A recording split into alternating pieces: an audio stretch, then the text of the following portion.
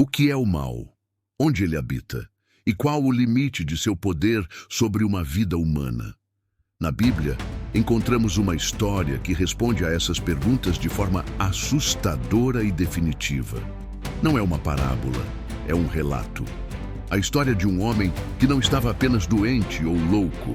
Ele era uma fortaleza, uma colônia, habitada por uma força das trevas tão vasta que se autodenominava um exército.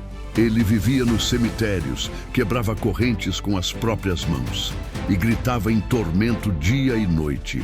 Esta é a história do endemoniado gadareno. Um relato sobre o confronto direto entre a luz de Cristo e uma legião de demônios. E sobre a transformação tão radical e poderosa que assustou uma cidade inteira. A jornada nos leva para a margem oriental do Mar da Galileia, na terra dos Gadarenos, uma região predominantemente gentílica. Era um lugar considerado impuro para os judeus, cheio de túmulos e rebanhos de porcos. E é neste cenário de impureza que o confronto acontece. Assim que Jesus desembarca, como lemos no Evangelho de Marcos, capítulo 5, um homem sai do meio dos sepulcros ao seu encontro. A descrição é a de um ser humano em completa degradação. Ele não morava em uma casa, mas entre os mortos. Sua força era sobrenatural. As pessoas tentavam prendê-lo com correntes e grilhões, mas ele os despedaçava. Ninguém podia subjugá-lo.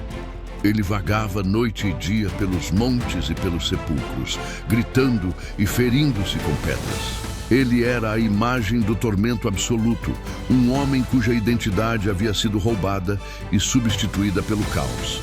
E então, o caos encontra a ordem, a escuridão encontra a luz.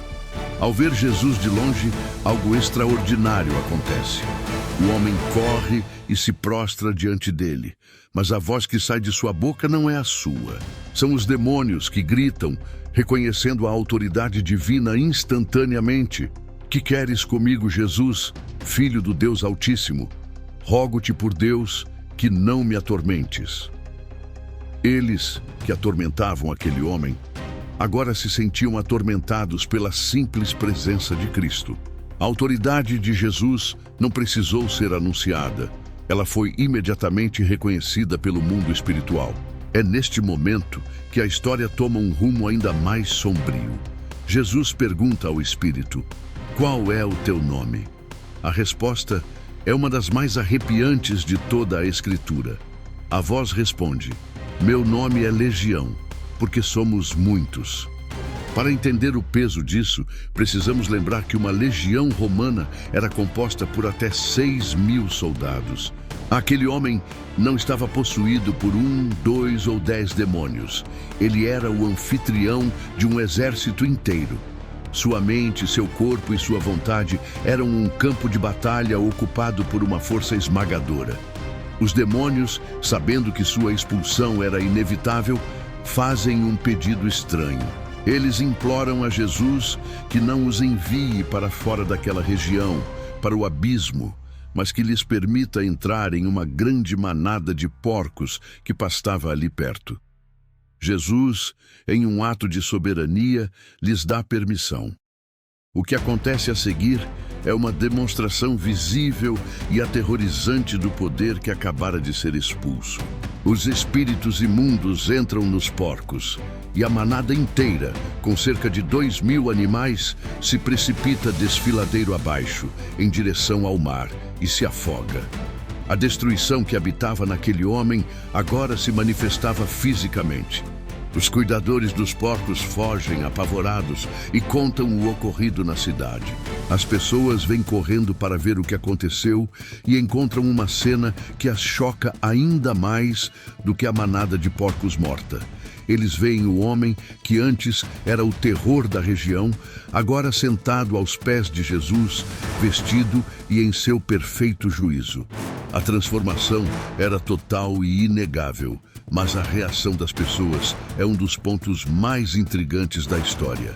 Em vez de celebrarem a libertação daquele homem, eles ficam com medo. O poder que presenciaram era tão avassalador que eles não sabiam como lidar com ele. Eles pedem a Jesus que se retire de suas terras. Eles preferiam o mal conhecido com o qual podiam conviver do que o bem absoluto que não podiam compreender. O homem, agora curado, implora para ir com Jesus, mas Jesus lhe dá a sua primeira missão. Como lemos em Marcos 5, versículo 19. Vá para casa para os seus e anuncie-lhes quão grandes coisas o Senhor te fez e como teve misericórdia de ti. O homem que vivia entre os mortos se tornou o primeiro missionário naquela região. A história de Legião nos ensina que não há escuridão tão profunda que a luz de Cristo não possa alcançar. Que o poder de Jesus não é apenas para perdoar, mas para restaurar completamente nossa identidade, e que às vezes a nossa maior libertação se torna o nosso mais poderoso testemunho.